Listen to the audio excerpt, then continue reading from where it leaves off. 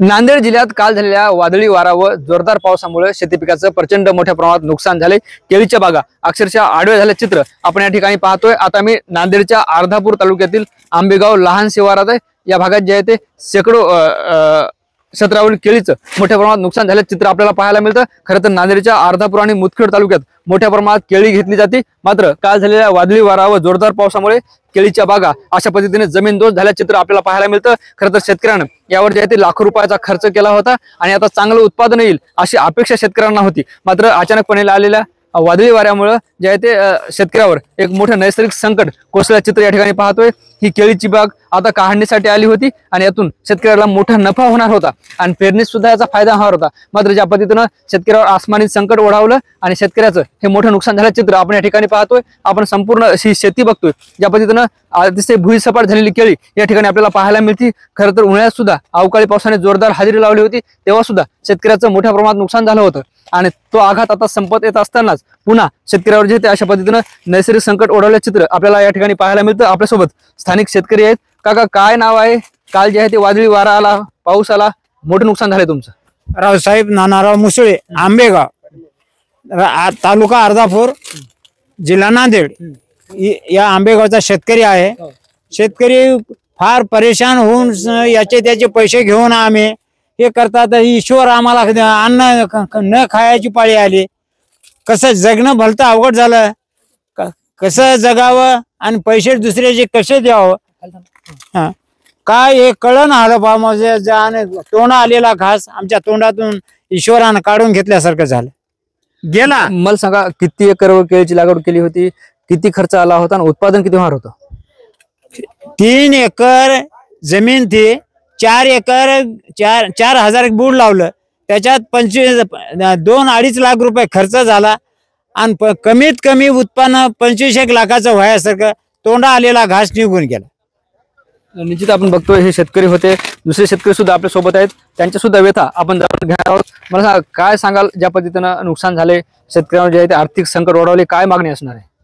मागणी काय असणार साहेब, याचं नुकसान भरपाई तर गव्हर्नमेंटनं दिलं तर चांगलंच होईल, पण 100% नुकसान आहे। माझ्याकडे 6,000 केळी होती, 6,000 केळी मधली पूर्ण जमीन उद्ध्वस्त झाली आणि जे किनाऱ्यानं जे कडेकाठाने जे झाडे आहेत, जे झाडात निस्वन झाली नाही ते झाड उभे आहेत आणि जे हातातोंडाशी आलेला घास आहे आणि हा जो माल आज 22-23 रुपयानं जाणार होता, आज आमच्या भावानी काही ज्या शेतकऱ्याची झाडं उतरा आलेत त्यांनी 1200 रुपये मार्केटने आज माल दिलेला आहे।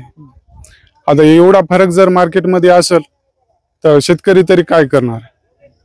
निश्चित आपण बघतो या ठिकाणी सुद्धा केळीचं मोठं नुकसान झाल्याची प्रतिक्रिया शेतकऱ्यांनी आपल्यासोबत दिली। दुसरे शेतकरी आपल्यासोबत, काय नाव आहे? असं नुकसान अजून कोणत्या कोणत्या भागात झालं पाहायला मिळतं? सर, मी आंबेगावचा रहिवासी आहे, शेतकरी आहे, आधीच अल्प उधारक आहे। जमीन आहे माझ्यापाशी 3-3.5 एकर, 2-2.5 हजार लागवड होती, 1-1.5 लाख रुपये खर्च केला सर। उत्पन्न कमीत कमी 10 लाख अपेक्षित होतं। असं वारं सुटलं भयानक की वादन असं भयानक सुटलं की सगळं संपूर्ण नष्ट झालेलं आहे। आज जगाव कसं आणि काय करावं याचा प्रश्न पडलाय। आज शिक्षणाचा खर्च, शेतीचा खर्च, केलेला लागवड हे निघणं हे शक्य नाही। शासन देऊन मदत देईल 10-5 हजार रुपये। शासन असं एवढं मूर्ख निघाले की भयानक निघाले, कारण शेतकऱ्याचे बेहाल आहेत सध्या। मार्केट कमिटीवर कोणाचा दबाव नाही, अक्षरशः आज वारंवार पडल्यामुळे नुकसान इतकी लूट मारलं व्यापाऱ्यानं माजवलेली आहे की 2,000 मार्केट डायरेक्ट 1,000, 500, 700 रुपये असं एवढं कमी केलेलं आहे। आणि करावं तरी काय सर, एवढं नुकसान झाले भयानक झाले नुकसान। या भागात कोणत्या कोणत्या गावात नुकसान झाल्याची माहिती आहे? सर, अख्खा अर्धापूर तालुका सर्व लहान आंबेगाव, न्यागिली, चेनापूर, पाटणोर, चाबरा, पांगरी, लोण, सर्व सर अर्धापूर तालुका म्हणलं तर अख्खा आला तरीच सर भरपूर नुकसान झालं। निश्चित आपण बघतोय अर्धापूर तालुक्यातील मोठं नुकसान झालं या शेतकऱ्यांनी सांगितलंय। आपल्यासोबत दुसरे शेतकरी आहेत, मला सांगा काय नाव आहे तुमचं, काय नुकसान झालंय? माझं नाव ब्रह्मानंद शंकरराव आंबेगावकर, राहणार आंबेगाव, अर्धापूर तालुका, जिल्हा नांदेड। संध्याकाळी 8-8:30च्या सुमारामध्ये वारं आलं आणि केळी सगळी उद्ध्वस्त झाली। केळीचं असं नुकसान झालं की भरपूर नुकसान झालं। काल 2100, 2000 मार्केट चालू लागलं, तर आज ती मार्केटला 1200 महाग आलेत। तर याचं गव्हर्नमेंटनं काही बघावं, सर्वे करावा. आणि निश्चित आपण बघतोय आंबेगाव शहरातील हे केळीचं झालेलं नुकसान पाहतोय. अक्षरशः केळीची बाग जी आहे ती जमीन झाली, आडवी पडली. त्यामुळे जे शेतकरी सुद्धा व्यथित झाल्याचं चित्र पाहायला मिळतं. याचे पंचनामे करावेत, शेतकऱ्याला नुकसान भरपाई द्यावी अशी मागणी शेतकरी वर्गातून होताना पाहायला मिळते. अक्षरशः असं चित्र नांदेडच्या अर्धापूर आणि मुदखेड तालुक्यात पाहायला मिळतं. आता मायबाप सरकार शेतकऱ्यावर कशी दया दाखवतं हेही पाहणं महत्त्वाचं ठरणार आहे. ज्ञानेश्वर लोंढे, TV9 मराठी, आंबेगाव लहान, नांदेड.